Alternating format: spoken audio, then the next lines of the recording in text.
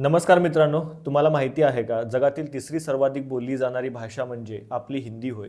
दरवर्षी 10 जानेवारीला जागतिक हिंदी दिवस आपण साजरा करतो.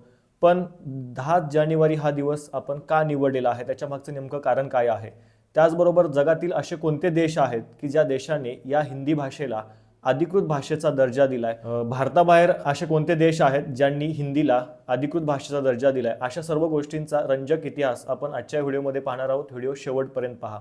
मित्रांनो, 10 जानेवारी 1975 मध्ये नागपूरमध्ये जागतिक हिंदी संमेलन पार पडलेलं होतं आणि त्या अनुषंगानेच 10 जानेवारी हा दिवस 2006 पासून तत्कालीन पंतप्रधान जे होते डॉक्टर मनमोहन सिंग यांनी 10 जानेवारी हा दिवस जागतिक हिंदी दिन म्हणून साजरा करण्याचं ठरवलेलं होतं आणि तेव्हापासून आपण दरवर्षी 10 जानेवारी हा दिवस जागतिक हिंदी दिन म्हणून त्या ठिकाणी साजरा करतो. आता मुळात हा साजरा करण्यामागचं कारण जर आपण बघितलं तर हिंदी भाषा जी आहे ती जागतिक स्तरावर तिचा प्रसार करणं, तिचा प्रचार करणं आणि तिला एक महत्त्वाचं स्थान प्राप्त करून देणं, यासाठी हा दिवस इथे साजरा केला जातो. आणि आपली हिंदी भाषा ही जगातील तिसरी सर्वाधिक बोलली जाणारी भाषा आहे, हे सुद्धा तुम्हाला याच्या माध्यमातून लक्षात ठेवायचं आहे. मित्रांनो, आपल्याला वाटतं की हिंदी ही फक्त भारतामध्येच चालते, तर तसं नाही. फिजी हा जो काही देश आहे त्या फिजी देशाने हिंदी भाषेला अधिकृत भाषेचा दर्जा सुद्धा दिलाय.